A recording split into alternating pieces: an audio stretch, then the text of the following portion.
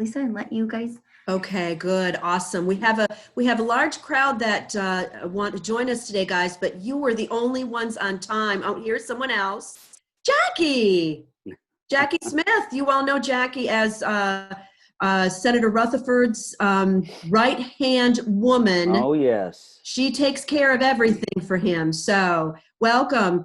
I am Lisa McGowan. Guys, I'm the chair for the Small Business Council for St. Johns County Chamber, and I welcome you today. This is going to be a great session. You're going to really enjoy our guest speaker, Dave Oakes. I'm not going to take a lot of time introducing him because he's got a lot of wonderful content to share with you today. I had the opportunity to actually listen to Dave live right before this whole virus thing came along. That's right. He was leading some leaders of St. Johns County in a seminar, helping them with leadership skills, communications, all kinds of great things. So he's a dynamic speaker. He specializes in helping leaders communicate well, helping teams work well together. He's been featured on NBC, Fox, lots of major media stations. Also has written a book, and he owns Dave Oakes Seminars. So he's going to lead us today in our exercise. I'm going to turn it over to him so he can get us started. All right. Hello, everybody. Good morning. My name is Dave Oakes. My company is Dave Oakes Seminars, and the 11 Keys to Building Trust, that was probably a curious title for you. And that title is actually part of a seminar that I do. And the seminar that I've taken this out of is How to Build a Strong Team. I would say for the last 5 or 6 years, I have had quite a few requests, probably the overwhelming number of requests from organizations interested in building a team with their folks. And there's a difference between a group of people working together and a team. And what you're going to find out today, I'm going to not only talk about trust, I'm going to talk about the total package. There's the key to this is to get to the point where your folks have a sense of synergy. I'm not going to go around and ask everybody if they know what synergy is. All of you probably have an idea what it means, but that when I asked a guy the definition of synergy, he said the definition of synergy is the whole. The sum of the parts is greater than the whole. And I asked him what he meant, and he said 2 + 2 = 5. Something happens when organizations learn to work together. And Andrea, if you could just kick that next slide up. 24 years ago, the 7 keys, these are 7 keys or 7 traits of a strong team. And by the way, just so you'll know, I know we're scheduled from 11:30 to 1 today. We're probably not going to go to 1 o'clock. I'm planning on taking this for about an hour. And we are going to have a group exercise where you'll have a breakout room and get a chance to work with some other folks. But 24 years ago, I read a book by a guy named Jim Temme. His last name is T-E-M-M-E, Jim Temme. He wrote a book called Team Power. And in his book, he listed the 13 traits of a strong team and defined the difference between a group of people and a team. Some of the 13, now these 7 that you see right here they're not mine. I took them out of his book, but some of the 7 I thought, or some of the 13 were duplicated. And I want to just get the most important ones, but I want to take a second here and explain a little bit about the 7 that you see on the screen before we talk about the last one, which is the topic of our discussion. And Andrea, you can go ahead and change it back so that everybody's on. The first one is open discussion. I'm sorry. Hold on for a second. Could you put that back up again for me, please? Put that slide back up. First one is open communication. Yeah, here, go to the first slide, the overall slide that talks about the 7 traits. There you go. How to build a strong team. The first one is open communication. And I don't know if we've ever been to a communication seminar. This topic here is a seminar of its own. As a matter of fact, I do have a full day seminar that's called How to Be a Better Communicator. I think that 90% of what goes wrong at work is poor communication skills. When I ask people in seminars, what are some of the challenges that you face as a leader? And this is not an exaggeration. In 24 years, I've facilitated or spoken to conferences over 1,800 times. And when I ask people what are the challenges, every single time, 100% of the time in the top 10 list is communication challenges. And we'll talk a little bit about that today, but that's something that's very important. As a matter of fact, that's one of the first things on the list of trust. The second one is authentic participation. That is everybody literally giving their opinions, delegating work, empowering others so that everybody has a piece of the team and what they're doing. The third one is the ability to resolve conflict, which is a whole nother seminar on its own. Unresolved conflict. There's four main types of conflict.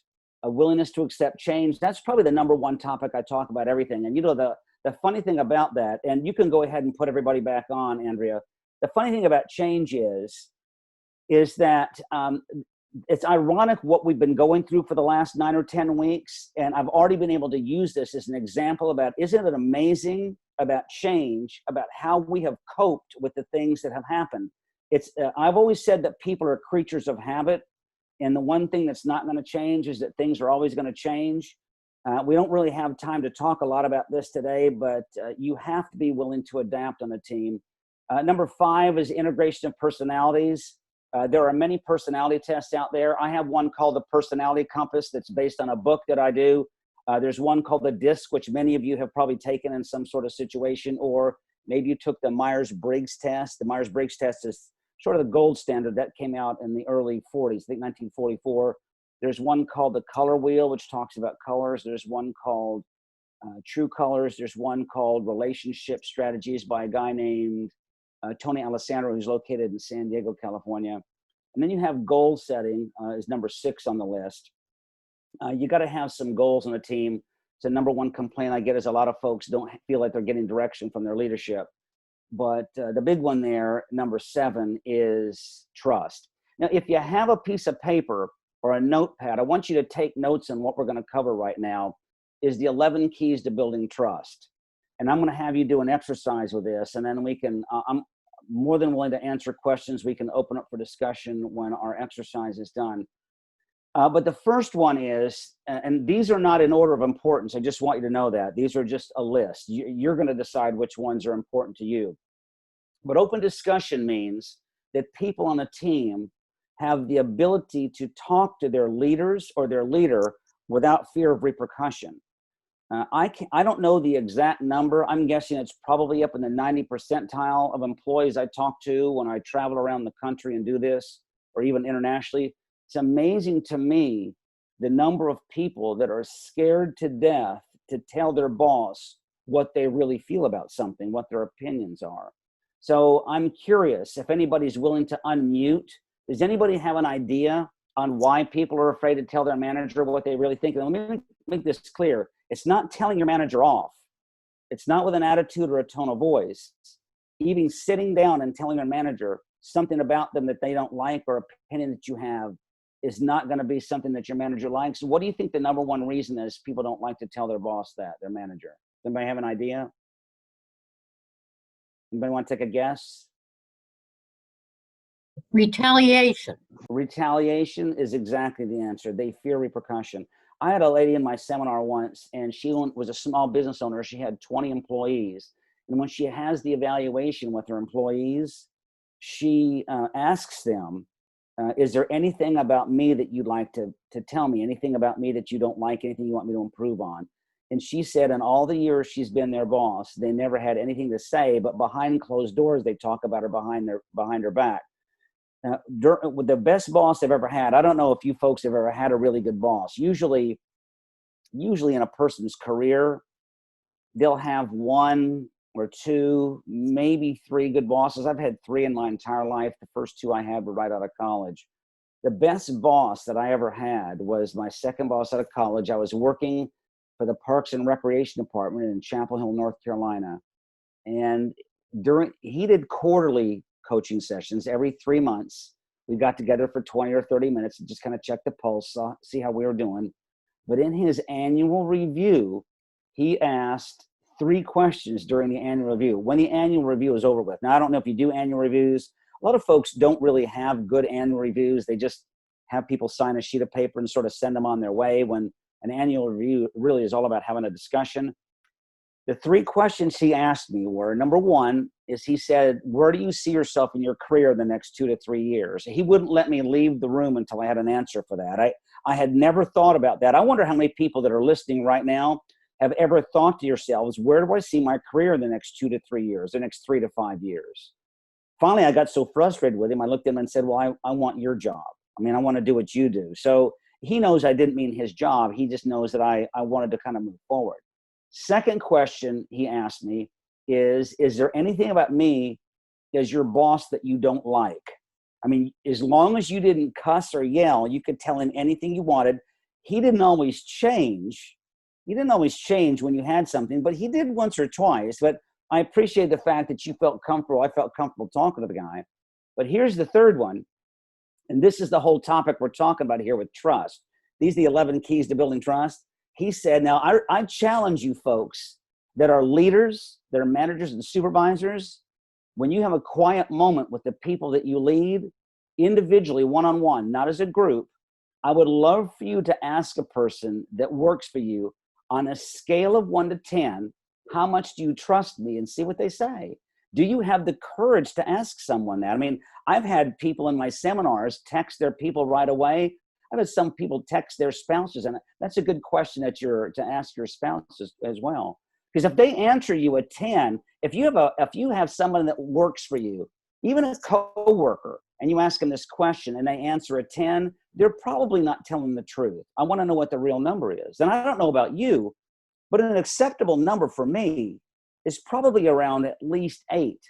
Because when you ask that question, no matter what they say, the question you have next is, let's say, for example, somebody says, I had a group of folks that I did a seminar for in Washington State, and I was there about 3 months after they had just unionized.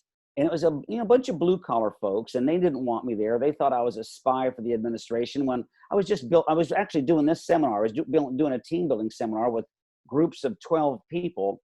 And I just asked around the room because I could tell they didn't like me. They didn't feel comfortable talking. I don't know if you've ever seen folks like that, the body language, the frowns on their face. And I went around the room and asked them, how much do you trust me on a scale of 1 to 10? And the answers ranged anywhere from 1 to 3. I had one guy that said a 5.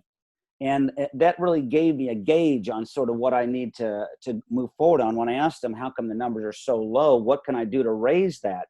That's where you have a discussion about how you can improve. So if you had somebody that worked for you and they said, well, it's a 6, your next question should be, how do I make it an 8 or how do I make it a 9? But it's an interesting discussion to have. We'll talk a little bit more about this as we go through all 11 of them. Open discussion is number 1. Number 2 is sincerity, sort of self-explanatory. Number 3 is honesty. And I'm sure you folks consider yourself honest on a scale of 1 to 5.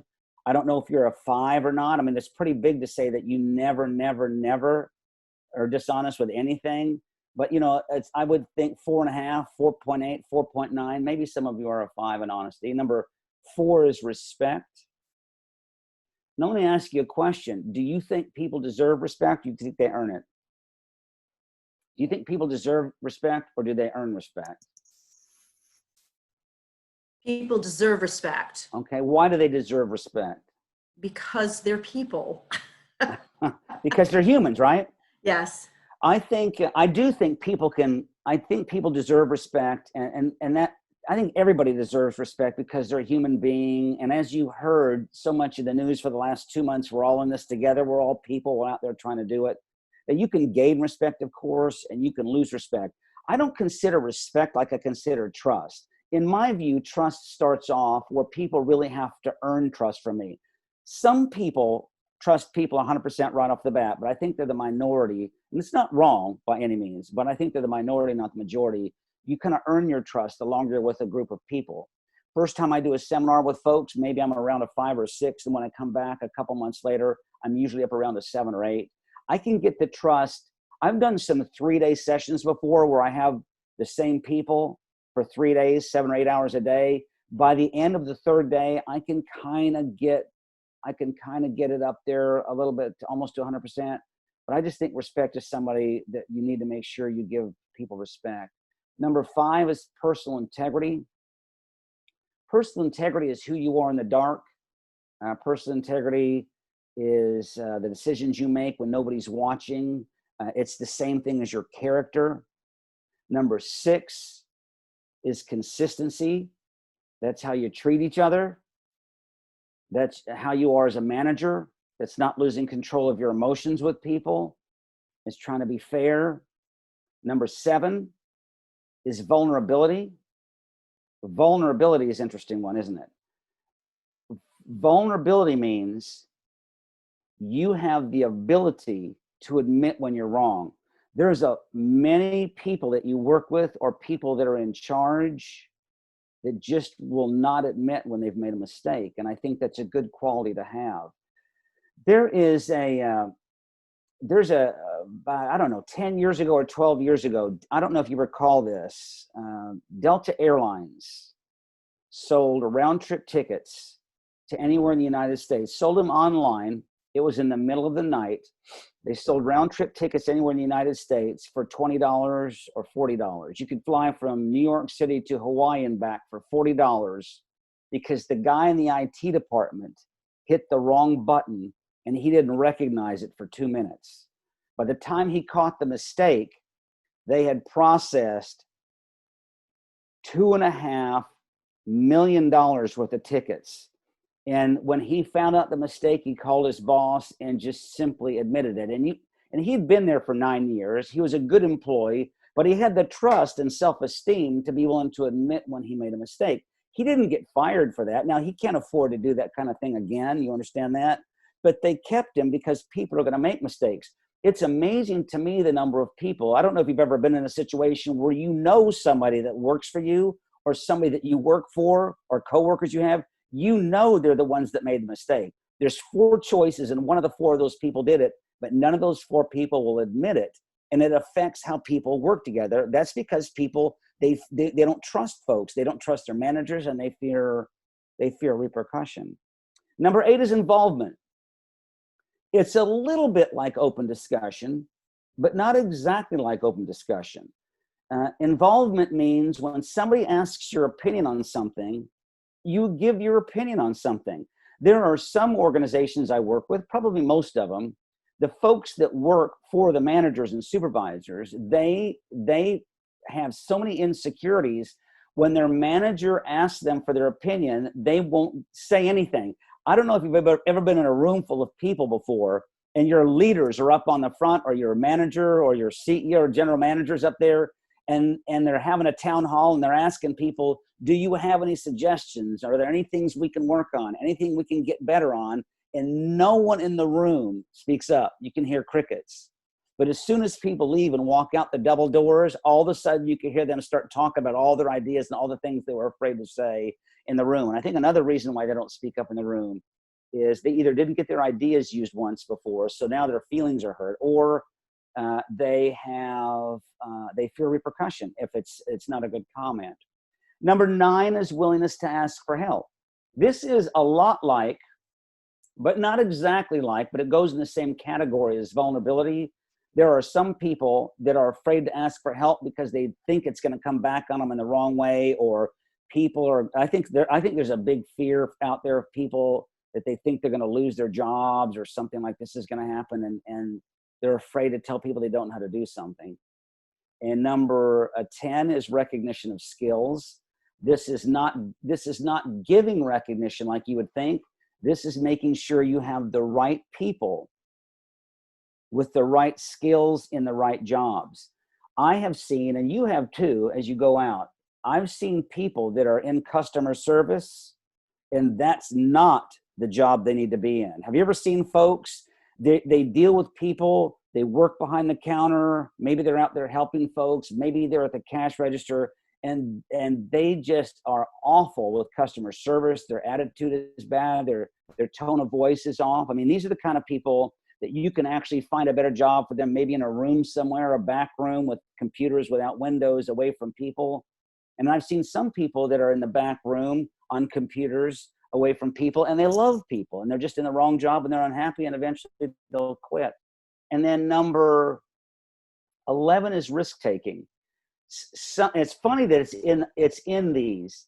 Risk-taking, something happens when you go through sort of a risky, stressful environment with other people, whether you're working for a company that is going through outages. I would imagine a lot of the healthcare workers that are going through this pandemic, working with their coworkers at the hospital, having the same kind of stresses and pressure, are going to be extraordinarily close after this is over with because of what they've gone through. There's a seminar that I teach probably 8 or 9 times a year. It's called Public Speaking Without Fear and Anxiety. When I have that seminar, I can only have about 12 to 15 people in the class. You know, it's the number one fear in America, is speaking in front of a group of people. Whenever I have 12 or 15 people in that class, many times they don't know each other in that class. And during the class, they have to work with other people in the class. They have to put a 4 to 5 minute presentation together before the end of the class, and they have to present to the class before the class is over with. We videotape them, and then we play back a couple minutes of their videotape so they can see themselves, and then we talk about what they liked and what they didn't like about it. I've never seen a group of people bond as closely as they do during that class, having gone through that fear with each other. And when you see them in the hallway of where you work, maybe you didn't know them beforehand, you never view them the same way because of the experience they have. So this is the exercise I'd like you to do on your own. Okay, then we're going to get you into some breakout rooms here. But on your own, I'll give you a minute. I want you to check off or write down the 4 of these 11 that you think are most key to building a trusting team. I'm putting you in charge of a team, and I want you to build a trusting team.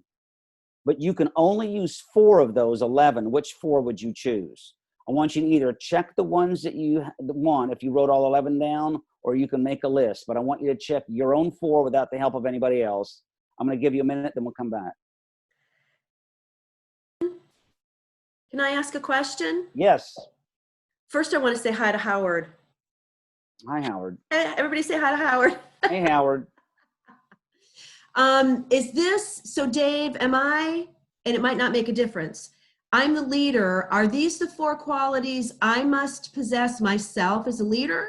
Or no, those are the 4 that you want to promote. Those are the 4 that are most important to you.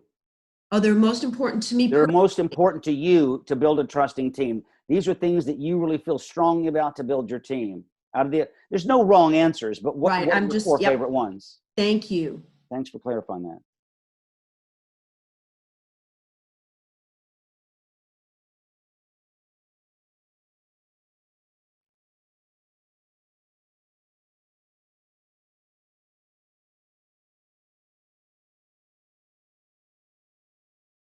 So how many total people do we have here signed in so far? 20?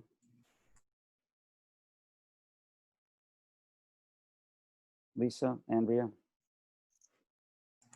20? 20? Well, today. Okay. So everybody should have their 4. So here's what I want you to do. Andrea's going to put you into some breakout rooms, probably 4 or 5 people per breakout room. What I want you to do in your breakout room is I want you to discuss your choices. Now, I want you to come to a consensus on 4. I want you to talk about your individual choices and come to a consensus on 4. I'm going to give you a good solid 10 minutes to work on this, but let me just make this clear. I don't know if everybody understands what a consensus is. A consensus is not a vote. You don't vote on things, because if you vote on things, you're going to have winners and losers. I remember one time I was I was facilitating a seminar at a federal building in downtown Chicago. It was around the Christmas holidays, and the seminar was supposed to last till 4. I had a flight out of O'Hare Airport at 6:30. That means at 4 o'clock, I have to go down 1 block to a garage, get my car out of the garage, and drive through rush hour traffic from Chicago, downtown Chicago, to O'Hare Airport. On the second level, I was on the 3rd floor. On the second level was a wonderful food court. It was fabulous. And I asked, and I thought, boy, wouldn't it be great if I could just do a 30-minute lunch instead? Everybody wants to get out early, right? I mean, everybody wants to get out a little bit early. I thought it was so great. I mean, let's just have a 30-minute lunch and come back, and then we can get out of here at 3:30 instead of 4. I mean, I thought it was a slam dunk. I had 33 people in the class. So I asked them this, and I said, show of hands, how many people would like to get out at 3:30 instead of 4? I had 32 people raise their hand, and one lady didn't raise her hand. And I said, and now I put myself in a real predicament here, didn't I? Because I didn't discuss this. I said, well, how come you don't want to get out early? She said, well, I don't work in downtown Chicago. And I was planning on spending time afterwards at 4 o'clock, meeting someone, and we're going to do some Christmas shopping downtown. So it was 32-1. So if I would have gone at 3:30, then I have one person that's probably going to put a bad score in my evaluation because we did advertise 4 o'clock. And then by just going with her thing and going till 4 o'clock, I'm sure everybody else was mad at her because they wanted to get out 3 minutes early. You see how I handled that inappropriately. When you do a consensus, and I don't want to insult your intelligence, you might already know this, but when you do a consensus, you discuss it. And when you leave the group today, we're going to ask you, and I want each breakout group to have your spokesperson, okay? So, because when we come back, I want to ask you what your results were. So I just want one person speaking from the group. So you'll have to either point your fingers and point at somebody or vote on that in your group. But when you leave the group and I say, does everybody agree with these 4? What's your answer? The answer is yes, we all agree. Some agree more than others. Some of you might have got your way. Some of you might have had to give something up. But a consensus is you discuss it and come to something that you leave with as a group. So go ahead. We're going to take 10 minutes. I have 11:59 right now. We're going to come back at 12:09 and we'll discuss this. So get in your breakout groups and come to a consensus of 4, please. You're a good facilitator, Andrea. Thank you. I've had some practice. All right, they should be coming back. You'll see them. It's sporadic how they go. Yeah, I see. There's Carly. Hey, Carly, you said something about hockey? Did you say something about hockey?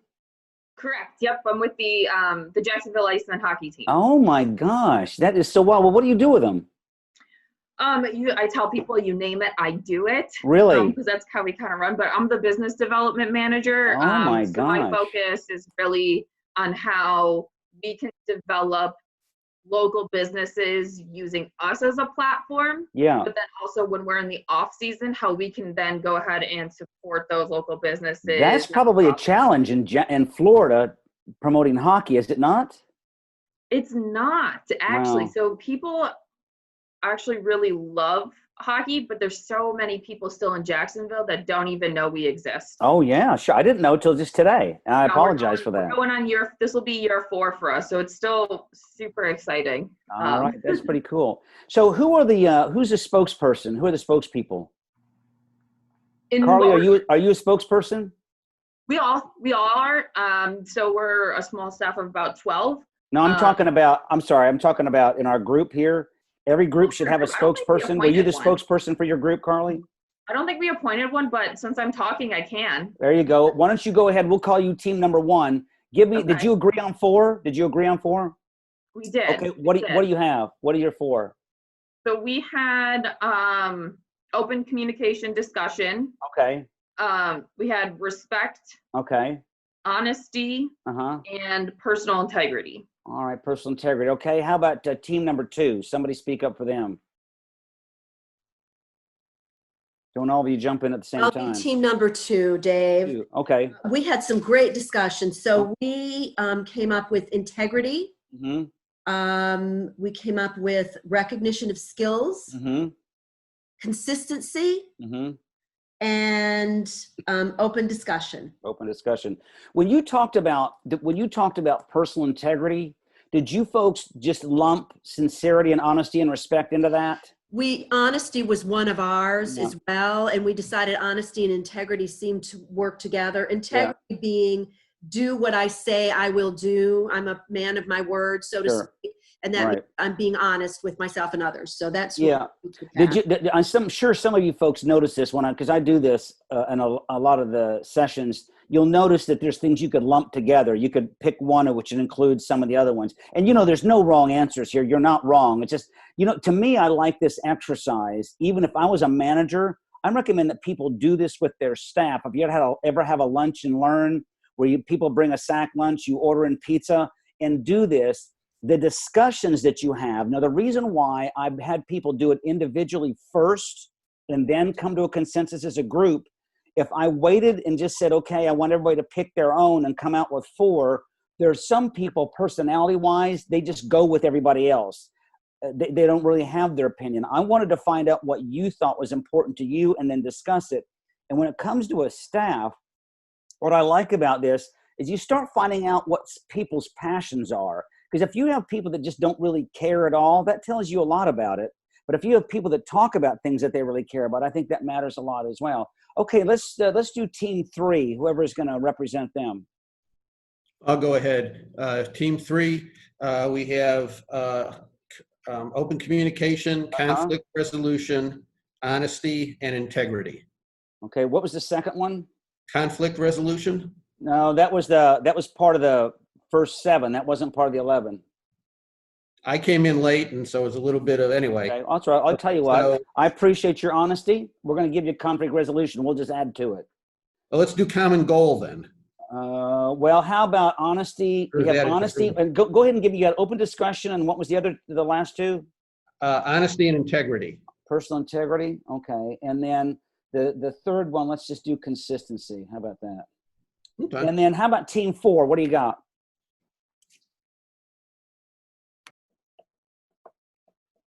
Some brave soul We unmute. had honesty, Uh-huh. recognition of skills, personal integrity, and consistency. Okay, you folks are all really close. Out of 11, you probably chose about 6 or 7 to do this with.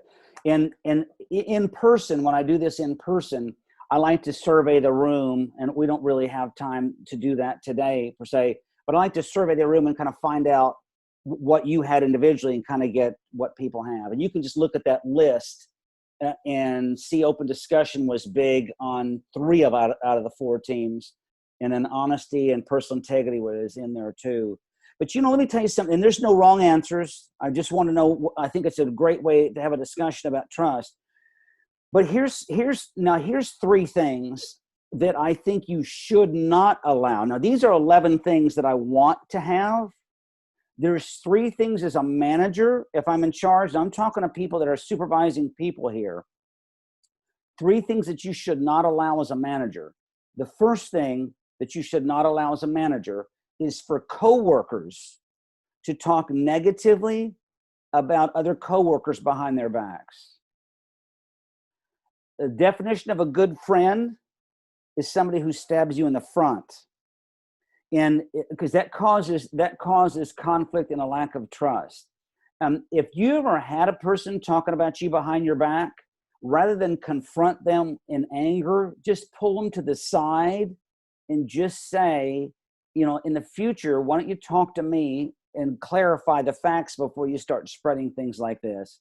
And I'm not going to take a swing at you. I'm not going to hit you. But there's that ability to sit down with people and talk like intelligent folks. I did this team building thing for a hospital in West Virginia a few years back. I had 30 nurses in the room. And before I left that day, I asked the nurses, men and women together, okay, I asked them, could you folks go 30 days without talking negatively about a coworker behind their back? And in unison, the 30 of them said, no way. I said, could you go 7 days without talking negatively about a coworker behind their back? And they said, no, probably not.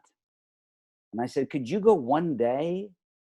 And they said, probably not. I mean, they said something comes into the receptionist that's juicy and the whole department knows in 30 minutes. Think about this. It takes some real conscious effort, folks, to not get involved in backbiting and rumor spreading and talking about people behind their back. Think about it. Can you go 24 hours without saying something that's negative.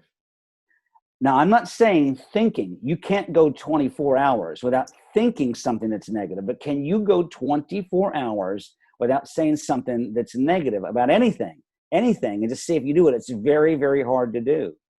So number one is don't talk negatively about coworkers. Now, this is just something I have on a side here. Number two is don't be a negative person at work.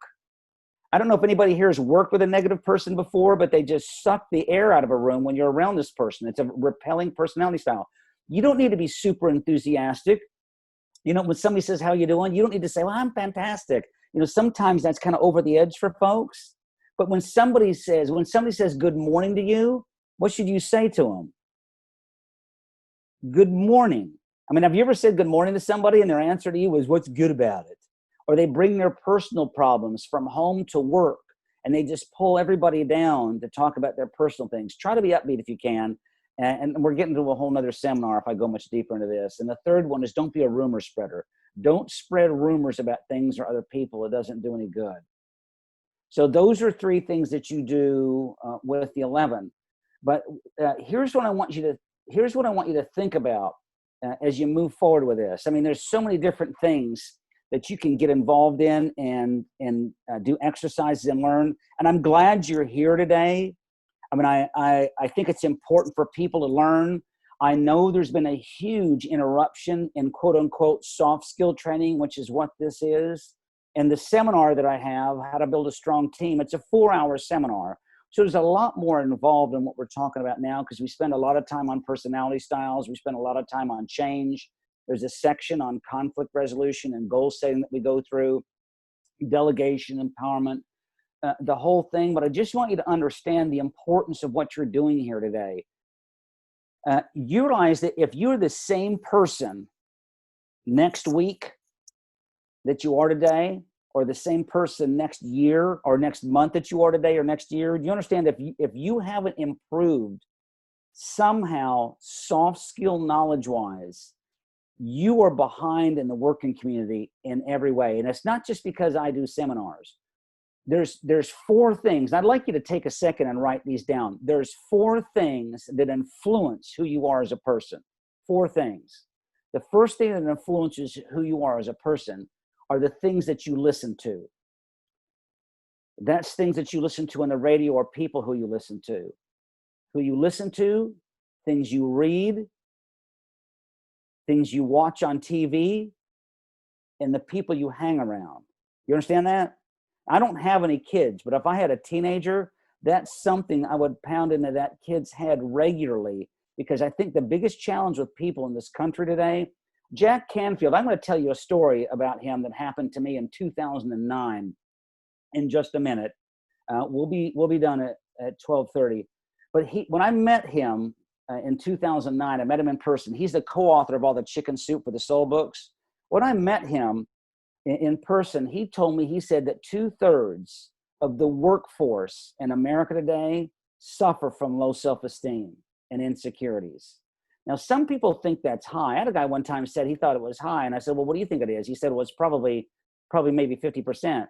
Well, that's still high, isn't it? Every other person you talk to suffers from low self-esteem. People that have low self-esteem are the managers that micromanage, are the coworkers that spread rumors and are negative and talk negatively about people behind their backs. These struggles that people have come from them having a lack of confidence. I mean, if you ever wanted to improve your self-esteem and your confidence, you have to do the 4 things I just mentioned. You have to pay attention to what you're letting into your head, what you watch, what you listen to, what you read, and you really need to pay attention to who you hang around. Now, let me just ask anybody out here. Does anybody have any questions for me that you would like me to answer? Something about your job, something about what we've talked about, something about leadership, something about team building. I'm open for questions. We have about 5 minutes if anybody has anything they want to talk about. Any questions from anybody? Anybody have anything? Anything you're wondering about? Curious about? I have a question, Dave. Okay, all right. So now that we've gone through, now that we're in this time of change, and this time of change, is probably going to, parts of what we're doing now are going to continue on in the future. Sure, you bet. More than likely, I'm right? putting you on the spot here. How do I build trust within a team right now when I can't be face-to-face as much with people?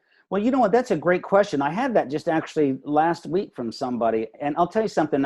There's a seminar I used to do years ago about how to manage people remotely. And when you manage people remotely, and this was a few years back, all you had was email or texting, or some people have instant messaging. And it was a little more difficult because you didn't get a chance to see somebody. But now with GoToWebinar or WebEx or Zoom, and having the meetings for a really small fee that you can have and see people, I think if I supervised you and could talk to you in person and look at your eye contact and look at your body language, I think that is all not as good as in person at all. Even doing seminars, even though you can do a seminar virtually, it's not the same because you can't really have group exercises. It's nice to have the breakout rooms that you had, but if I was in a room with you, I could visit every single breakout room rather than having to delegate that duty to other people. So I don't think it's going to be that big a deal to build trust as long as you have those 11 things I mentioned on the page. Think about this. Let's just say you're the kind of a manager and you've got the self-esteem that you can take criticism from your folks. You know, let me say this. Some of the best managers I've ever seen, when they have me travel to their place to do a seminar, the manager is sitting in the room and participating with their people. Even though the people might be saying some derogatory things about them as a manager, they're not afraid of hearing that. You know, there was an interesting book written 25 years ago by two guys named Coos and Posner. They wrote a book called The Leadership Challenge. And in this, while they were writing this book, it's in the 4th or 5th printing now, The Leadership Challenge. They interviewed 3 million managers and supervisors to find out the qualities of a really good boss. I mean, if you've ever had a really good boss in your life, they probably had certain qualities. Of the people they interviewed, out of 3 million, they found out that over 2/3 of the managers they interviewed had no clue how to manage people. They were a manager because they've been there a long time, so they're promoted, or they do their job really well and they think they can manage people, so they're promoted. They don't have the people skills. So the key, I think, is the typical good manager. They call it a good above average manager. They average, now listen to this, I'm not just promoting myself here, but they average 5 to 9 days a year of soft skill training. 5 to 9 days a year, they go learn something new about how to resolve conflict, how to be a better communicator, learn time management skills, learn team building skills, conflict resolution, all those different kinds of things. So Lisa, that's a good question, but I think with all the technology at our disposal today that you can actually see people, I don't think it's going to be that big a deal. You know, when I talk to managers, if you manage people, you're supposed to coach people every quarter. You should sit down with them for 20 or 30 minutes and talk about what you're talking about for the whole year, instead of waiting until the annual review. Many managers don't really sit down and talk to their folks except maybe once a year for the annual review. Once every quarter, you should spend 30 minutes, unofficial, talking about the goals you decide on at the first part of the year. Imagine what happens if you met every quarter and instituted the 11 keys to building trust.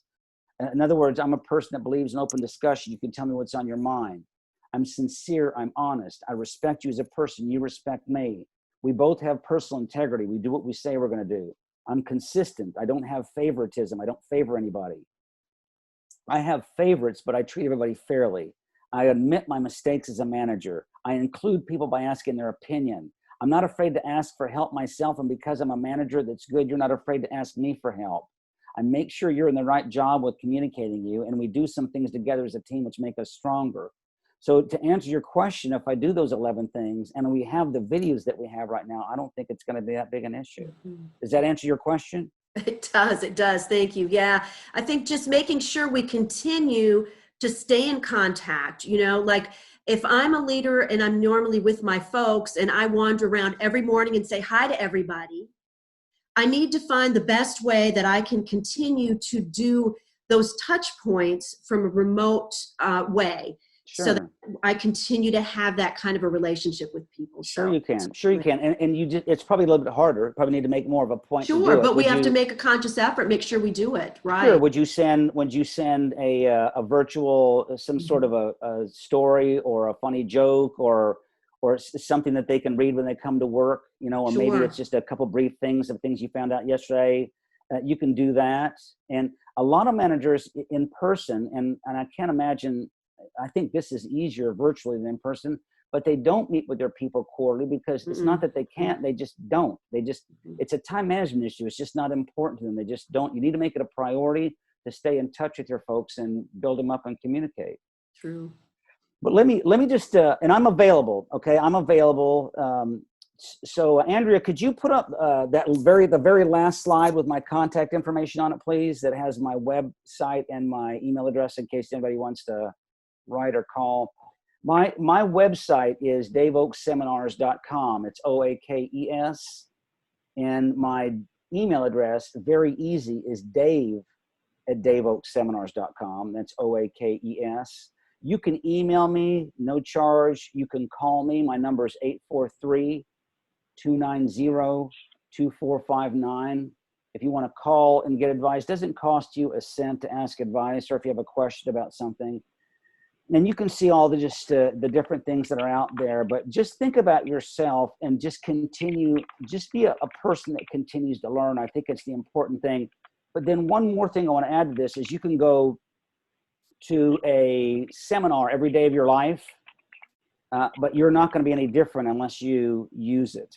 Now, I'm going to tell you something that happened to me in the last big financial downturn we had. I don't know if anybody remembers the downturn of 2008 and 2009. Now, this is going to be my final story, then we're out.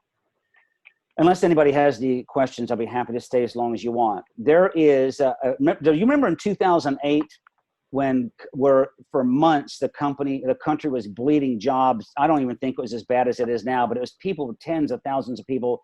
You know, at least the economy was good before this happened. Back then, the economy was going sort of downhill. It had the real estate bubble and all those type of things. When companies are firing people, they're not hiring seminar trainers. You understand? I mean, I lost probably 65 to 70% of my business in a week. Going into the holidays, I was kind of depressed and bummed out. But I heard Jack Canfield. I'd always read his Chicken Soup for the Soul books he had out. He's going to be in Orlando talking about a new book he had out called 30 Success Principles, and it's just for trainers. So I went down and sat in a room. It used to be at the Holiday Inn. It's called the Renaissance. It's right on I-4. It used to be a big, like tall square building on I-4. I went down, and there's nothing more irritating when you're depressed than being around a bunch of motivational speakers because you just want to punch them in the face. But I believe in sitting up front when I go to seminars. So I sat on the second row, and he did a 2-hour presentation. It was fantastic. I thought it was fascinating. He had 12 PowerPoint slides with no words on the slides. You know, they just had pictures introducing the next section that he had. I thought that was awesome. He had a section on goals and goal setting. The only thing he had on was a picture of the space shuttle taking off. I thought that was fantastic. But he, at the end of his presentation, now keep in mind, I'm on the second row. At the end of his presentation, he pulled out 3 $100 bills out of his pocket, held them in the air, and said, "I want to give this money away. Who wants this?" And about 195 people put their hands in the air. People started laughing. A couple people faked like they were going to take it out of his hand. And, you know, and I kind of jumped out of my seat. You know, I was just kind of joking around like I was going to get it because I was so close, but nobody did anything. But after about 30 seconds, on the other side of the room, on the fifth row, a lady popped up out of her seat and started walking to the front. I didn't know who she was. And she was walking kind of briskly. I thought she was going to the bathroom because we had been there for 2 straight hours. But when she got to the front of the room, she took a left-hand turn and started walking towards Jack Canfield. So the room got silent as we watched her. And then she slowed down when the room got silent and kind of looked at us. And then she looked over at him. And then she looked up at the money. And then she looked at us and looked at him and looked at the money. Then she grabbed his arm, pulled it down, pulled the $300 out of his hand, and went and walked back down to her seat without saying a word. And the room went wild because that's what he meant. In other words, if you want to get ahead in life, if you want to make a difference, You have to get off your butt and get involved. You're the one that needs to take the action. My problem with me back in the day, and has helped me with what we're going through now, but my problem back in the day is I was waiting for the economy to change for me instead of doing something to change myself. I finally figured out, this is what he said, and then he walked off stage to a standing ovation. He said, there's 3 kinds of people in this room. Which one are you? And I'm going to say this to you folks right now. He pointed to her and said, are you the kind of person that makes it happen? Are you the person out in the audience right now watching it happen? Are you in the audience right now wondering what just happened? And that caused me to talk to myself for 2 hours and 15 minutes back to St. Augustine, because that was me. The thought to go get that money, not play around with it, just actually go walk up and get it, never crossed my mind. The motivational speaker. And when I got back from home, I took money out of my account, my savings account. I had my website redone. It's been redone twice since then, and upgraded. But the problem was me. I needed to change my approach. I needed to do something, action, do something different. And this is what I thought. Companies are laying people off. I mean, I think I saw the unemployment today in Florida is 11.5%, but it's probably higher than that in some areas. That means that there's 89% of the people are working. There's businesses that are open. There's folks that have money to deal with. I just need to find ways to get it. I just had to remarket myself and change the way I did it. And that's the lesson I want to give to you today. You can go to a seminar every day, but you need to make a commitment to change something about yourself for it to really stick and for it to work. And I would just say, when I do seminars, I mean, out of today for an hour, there's easily 1 or 2 things you heard today that you probably think I could do a better job. Then do it. The problem with folks is they overload themselves with goals, and there's just too much to do, so nothing gets done as opposed to just focusing on 1 or 2. So that's what I want you to do. The Nike commercial says just do it. That's the key. And feel free to give me a call anytime. Thank you, Dave. What an awesome final story. And I want to throw a challenge out. First of all, I hope you all have seen the information that's over the side here, Dave's contact information. Dave does have, and I see someone asked about suggested reading. I think it was Amy that did that. On Dave's site, he does have suggested reading. Yeah, go to the blog, go click on the blog. Click on the blog on your and find blog. us a reading list. I got a ton of books on there. But I want to ask you something to engage us and make sure that we will do what you just did, that we will grab the $300. If we each think about what that quality is that we want to do and think of something we'll do to do that, could we email you in a week and say, I'm reporting in, Dave, this is what I did. Absolutely. I'll be your accountability partner. That way, again, that gives us a point to say, I'm going to be held accountable. Not that you're going to do anything about it, but just that we know we need to take another step. I agree with you. We all have gone to seminars, hear great information. We put the book on the shelf and we get busy. But now that we're sort of in our own space, we have more time to control ourselves. And so just taking that step to say to you, this is the thing I'm going to work on, and in a week, this is what I did to do that, or this is the thought I had, will keep us engaged. So, and I'll tell you something interesting also, and that's a great idea. I was at a conference once, and I always like to go, when I go to conferences, even though I'm speaking, I like to hear the other speakers. This one guy said, get out your business card, and he said, trade business cards with a person you don't know in this room, and give them a call 2 days from now, and tell them what you're going to improve and what you're going to do.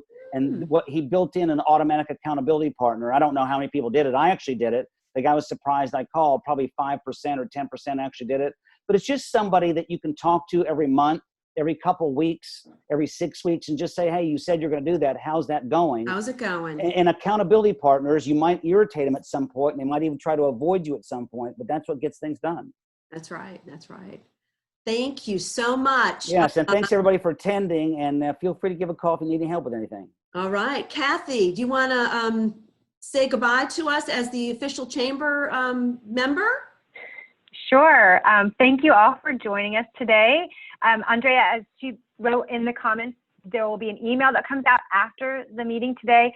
All of Dave's information will be there, including his slides. So those 11 key factors for building a trusting team will be in there. Dave's made himself available. He is local, so you can always follow up with him and keep yourself accountable. There will also be a short survey on a link in that email. We would really love it if you would just take those 3 questions, answer them for us, and give us some feedback so we know how we're doing, and you can hold us accountable then as well. Thank you. Thanks, Awesome. Kathy. Thank you. Thanks, everybody, for joining us today. All right. Thanks, everybody. Okay. Thank Take you, care. Dave. Okay. Keep your heads up.